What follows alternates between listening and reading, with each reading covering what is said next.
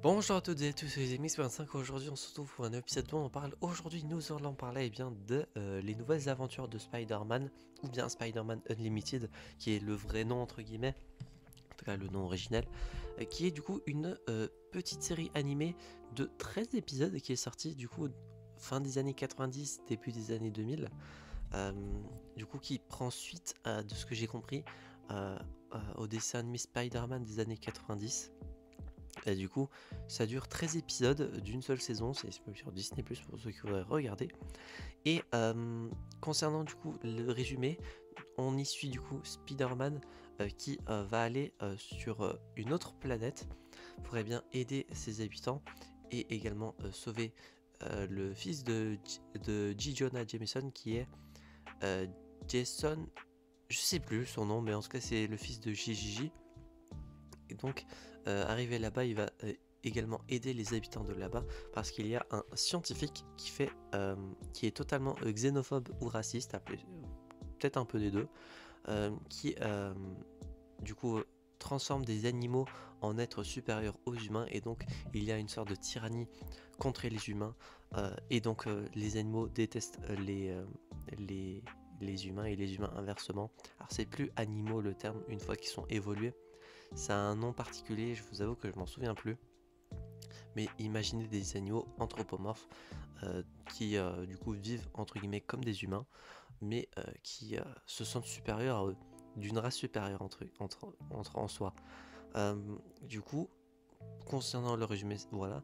Concernant les points positifs et négatifs, alors l'animation, j'ai trouvé sympa. Alors certes, ça fait vieux, ça fait plus de 20, ça fait au moins 25 ans que le truc est sorti, mais ça va, c'est pas dégueulasse, ça reste visionnable.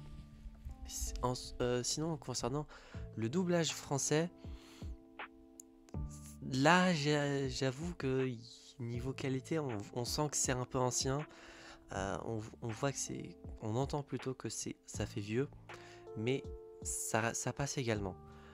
Concernant le rythme, ça passe également. Il y a des moments qui sont assez lents, euh, mais ça passe. Ça reste visionnable encore une fois, donc pas de problème.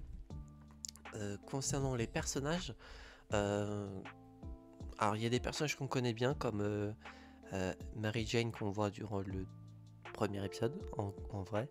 Euh, du coup Spider-Man bien sûr, le fils de Jameson, etc. Il y a plus de persos inédits à la série que de persos que l'on connaît. Bien sûr des références entre guillemets à des personnages que l'on connaît déjà, étant donné que sur cette planète qui est l'autre Terre, il me semble, son nom, du coup, vu que c'est l'autre Terre, il y a des fois des équivalents à certains personnages.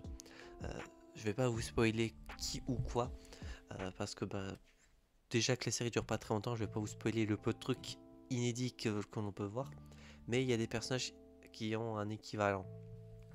Et sinon, donc ça c'était sympa. Concernant le rythme en lui-même et la narration, c'est lent. Concernant les combats, ça va. Concernant la série en elle-même, euh, chose que je ne savais pas et que j'ai appris du coup en terminant la série, c'est que il devait y avoir une suite qui n'a jamais été faite. Et donc, à la fin de l'épisode 13, du coup, qui est le dernier, ça se termine entre guillemets en cliffhanger, en petit cliffhanger plutôt.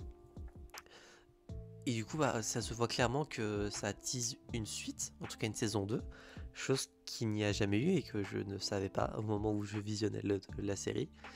Et donc, à la fin, voilà, l'épisode se termine comme un épisode normal et on va se faire enculer parce qu'il n'y a pas la suite. Et que 25 ans après, il n'y a rien de prévu pour une suite. Et ça m'étonnerait qu'une suite voit le jour, vu que c'est quand même un vieux Spider-Man. En tout cas, même le personnage lui-même est un vieux Spider-Man. Enfin, c'est pas un Spider-Man adolescent, c'est un personnage qui est. En soi, c'est même pas un spoil, c'est dans l'épisode 1, qui est déjà posé avec MJ, qui vit avec elle, qui est peut-être marié, ça j'avoue que je ne sais plus. Euh, donc voilà, c'est un Spider-Man plus âgé, qui a plus d'expérience. Niveau des méchants, qui a du coup plus d'expérience contre aussi. Mais le revoir aujourd'hui, je pense pas que ça plairait au public. ça plairait aux nostalgiques, mais pas au grand public qui apprécie le personnage de Spider-Man. Donc voilà. Concernant la note, euh, j'avoue qu'au début j'avais mis 7, mais 7, ça, c'est la même note que j'ai mis à Knuckles par exemple, ou à d'autres trucs que je vais voir récemment. J'ai mis 7 à quoi? À Kung Fu Panda 4 également. Donc en vrai, pour, pour tout ce qui est... Malgré tout, j'ai bien apprécié la série. C'est pas ça le problème, c'est juste que il y a plein de petits détails euh, qui aujourd'hui en 2024 fait que la série est moins bonne qu'à l'époque. Et le fait qu'elle n'ait jamais tué également, qui pose un gros point noir selon moi.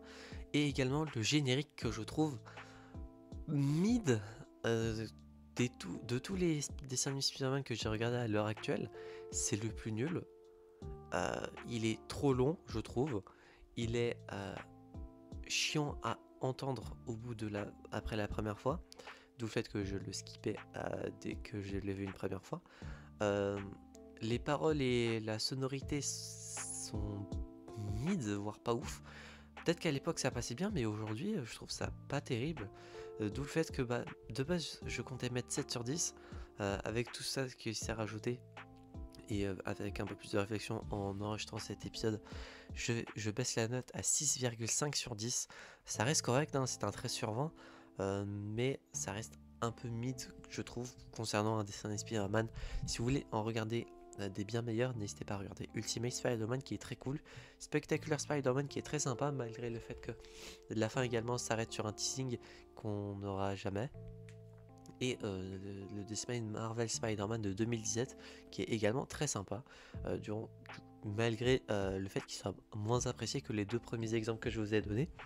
Mais bon, n'hésitez pas du coup à regarder ces 3 séries Spider-Man en priorité, et ensuite à peut-être découvrir des trucs plus anciens ou des trucs peut-être plus récents qui sortent à l'heure actuelle du côté de Spider-Man. Et si vous voulez regarder des films d'animation, n'hésitez pas à regarder les films Spider-Verse. Voilà, j'espère que cet épisode dont on parle vous aura plu.